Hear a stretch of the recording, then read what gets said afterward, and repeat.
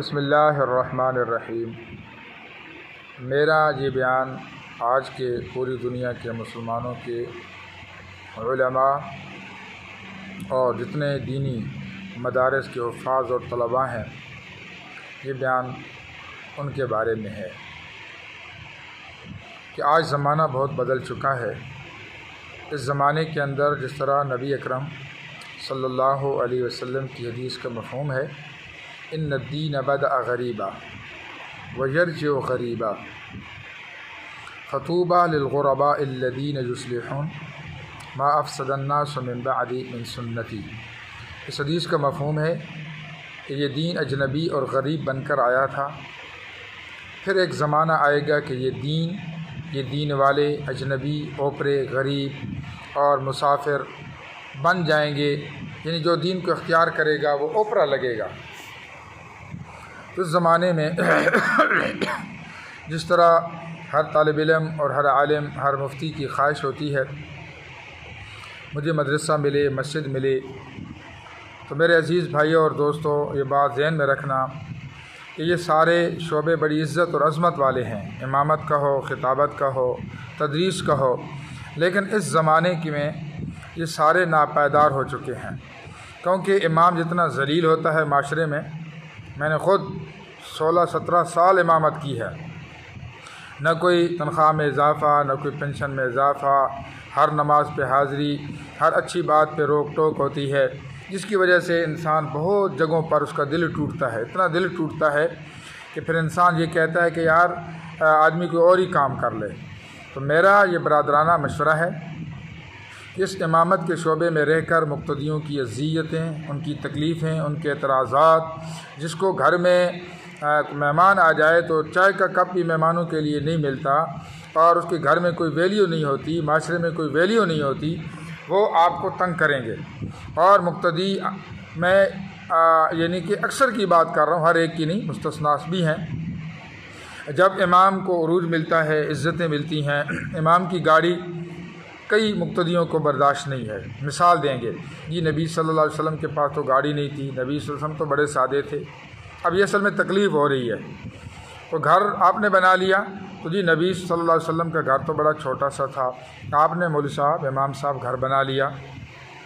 ये असल में कुरान से तकलीफ़ है, इल्म से तकलीफ़ है, और अंदर से इल्म से बगावत और बुग़्ज़ है, अदावत है, तो उसका इजहार हो रहा है इमाम साहब पर।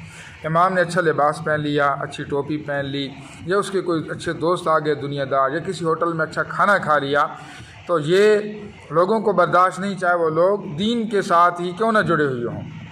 इसलिए इस ज़माने में हर आलिम, हर तालिब इल्म और हर मुदर्रिस को चाहिए, मैं आपको तजर्बे की बुनियाद पे कह रहा हूँ, और मेरा ये तजर्बा, मेरी यानी कि 40 साल उम्र हो गई है, और मेरा बड़ा जज्बा था कि मैं इमाम ही रहूं, दुनिया का कोई काम न करूं, मैं ख़तीब ही रहूं, दुनिया का कोई काम न करूं, मैं मुदर्रिस ही रहूं, दुनिया का कोई काम न करूं।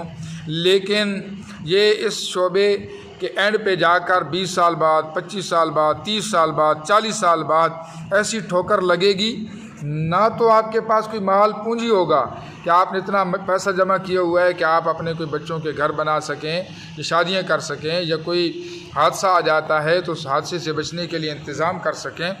और इसी तरह अगर इमाम साहब पर कोई अचानक मुसीबत आ जाती है, घर में बीमारी आ जाती है, तो उसके लिए भिखारियों की तरह लोगों से मांगा जाता है। देखो ना कितना बड़ी निस्बत है, लेकिन उसके लिए लोगों से मांगा जा रहा है, भीख मांग कर, गरीब बना कर। तो मैं ये कहता हूँ कि एक आलिम वो इमाम हो और गरीब बन कर रहे, तो उससे बेहतर है कि वो अपना कारोबार करे और अपनी इज़्ज़त की रोज़ी कमाए। कारोबार चाहे वो जूती पॉलिश करने का हो, चाहे वो बूट पॉलिश करने का हो, चाहे वो झाड़ू देने का हो, चाहे किसी दफ्तर की ड्यूटी करने का हो, इसमें कोई मजाका नहीं। किसी शोबे में जो हलाल तरीके से माल कमाने के हैं, किसी में नबी सल्लल्लाहु अलैहि वसल्लम ने मना नहीं किया, और ना ये किसी कुरान में या हदीस में सबूत है कि दीन वाले तिजारत न करें, कुरान वाले तिजारत न करें, मुफ्ती आलिम तिजारत न करे, मस्जिद वाला तिजारत न करे। ये न तो कुरान से साबित है, न हदीस से साबित है, न किसी साबी से ताबी से साबित है, और न ही किसी उलमा देवबंद या जितने भी बड़े बड़े उलमा गुज़रे न उनसे साबित है।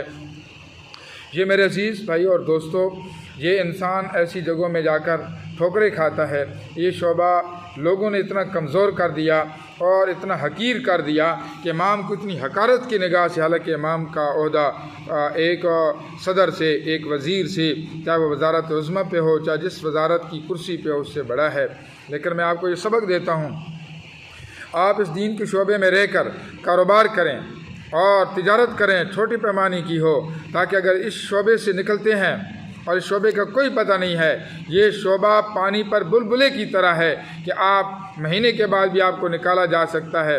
फिर आपके दावे करने वाले, आपसे मोहब्बत करने वाले आपका कोई साथ नहीं देंगे। आमतौर पे इमाम वो दूसरे इलाकों के होते हैं। जब इस किस्म की कोई चीज़ें होती हैं तो वो तारीफ़ें करने वाले वो सब गायब हो जाते हैं, फ़ोन बंद कर देते हैं, फ़ोन उठाना छोड़ देते हैं, करत देने को कोई तैयार नहीं होता। तो ये सारे मसाइल ये इमाम और ख़तीब और उलमा के साथ पेश होते हैं।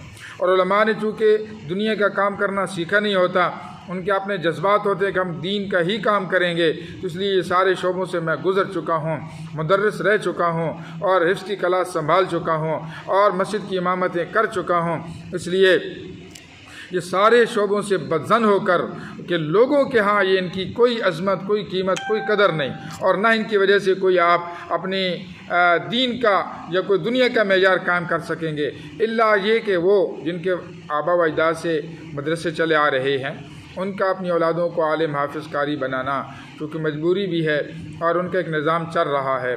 हर आलिम के साथ ये मामला नहीं है। जो उलमा नए बन रहे हैं, कोशिश करें उनके आबा व अजदाद से मेरी और उनके रिश्तेदारों से मेरी यही गुजारिश है कि उनके लिए मसाजिद अपनी बनाएं, मदारिस अपनी बनाएं, किसी मस्जिद के हवाले न करें। क्यों हो सकता है 20 साल बाद उसके वालिदैन चले जाएं और वो बेचारा दुनिया का काम किया ना हो, करना आता ना हो, जो जज्बात की वजह से दुनिया का काम मुक्तदी भी नहीं करने देते। आप पे एतराज़ करेंगे कि जी आप यूँ करते हैं, आप वो करते हैं, और आप ऐसी जगह फंस जाएंगे जहाँ से आपको निकालने वाला कोई भी नहीं होगा। ये दुनिया दारुल असबाब है, दुनिया दारुल असबाब है, इसलिए दुनिया में रहना है। नबी सल्लल्लाहु अलैहि वसल्लम भी जब गारे हिरा पे इबादत के लिए जाते थे, खाना साथ लेके जाते थे। और हज़रत सुलेमान अलैहिस्सलाम ने, अब उनकी बादशाहत थी, और इसी तरह हज़रत दाऊद अलैहिस्सलाम की वो अपने जो है वो लोहे का काम था। तो इस तरह हर नबी ने काम किया, बकरियां चराई हैं। इसलिए जब नबियों ने ये काम किए हैं तो आलिम कैसे काम नहीं कर सकता, मुफ्ती कैसे काम नहीं कर सकता, चाहे वो मिस्त्रियों का काम हो, चाहे वो मजदूरी का काम हो। इस ज़माने में ये मेरी बात याद रखना कि सिर्फ इस शोबे पर रह कर अपनी दुनिया की ज़िंदगी में आप इज़्ज़त से रह सकें। क्या आप कहें कि सिर्फ इमामत में मैं रहूं, खिताबत में रहूं, दर्स व तदरीस में रहूं और हमेशा के लिए नहीं। आज डॉक्टर का बेटा डॉक्टर बनने के लिए खुशी से तैयार है, क्योंकि वो डॉक्टर का बेटा देख रहा है कि मेरे अब्बू की लैंड क्रूज़रें हैं, प्रोटोकॉल है, इज़्ज़त है, अच्छा लिबास है, घर में हर रोज़ फ्रूट आ रहा है, अच्छे खाने आ रहे हैं, अच्छे मेहमान आ रहे हैं, और जो है उसकी एक इज़्ज़त है।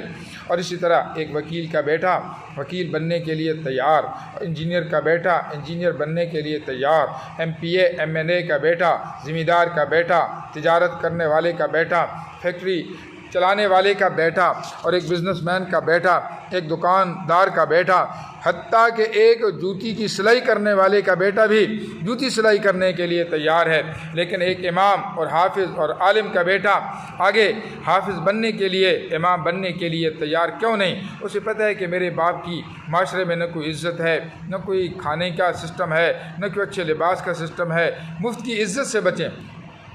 मुफ्त की इज़्ज़त क्या आपको 1000 बंदा मिलता है, झुककर मिलता है, आप कदब करता है, तो ये मुफ्त की इज़्ज़त है।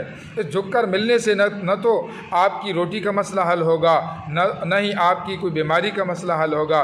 इनकी इज़्ज़त से और झुककर मिलने से न ही आपकी कोई रोज़गार का मसला हल होगा, न ही आपके मकान का मसला हल होगा, न ही आपकी बच्चों की तालीम का मसला हल होगा। अगर आपका अपना रोज़गार होगा तो फिर आपको लोगों की मुफ्त की इज़्ज़त की ज़रूरत नहीं होगी। मैं इसको मुफ्त की इज़्ज़त कहता हूँ, जिसमें हमारे उलमा अक्सर बेचारे धोखे में होते हैं कि जी मेरी बड़ी इज़्ज़त है, मुक्तदी बड़ी इज़्ज़त से मिलते हैं, इज़्ज़त से नाम लेते हैं। अगर आपके पास पैसा नहीं है तो मुफ्त की इज़्ज़त, ये आप किसी जगह में ऐसे फंसेंगे कि ना मुफ्त की इज़्ज़त रहेगी, न ही आपके पास घर की कोई चीज़ रहेगी। इसलिए आप ज़हन में रखें कि मुफ्त की इज़्ज़त से बचें। पायदारी इख्तियार करें। अगर कोई इज़्ज़त नहीं कर रहा, आपके पास पैसा है तो आप पैसे के ज़रिए से आपके काम बन जाएंगे। और इसी तरह बहुत सारी जगहों में आप जो है ज़िल्लतों से, रुसवाइयों से, तकलीफ़ों से, भिखारी बनने से, साल बनने से बच जाएंगे।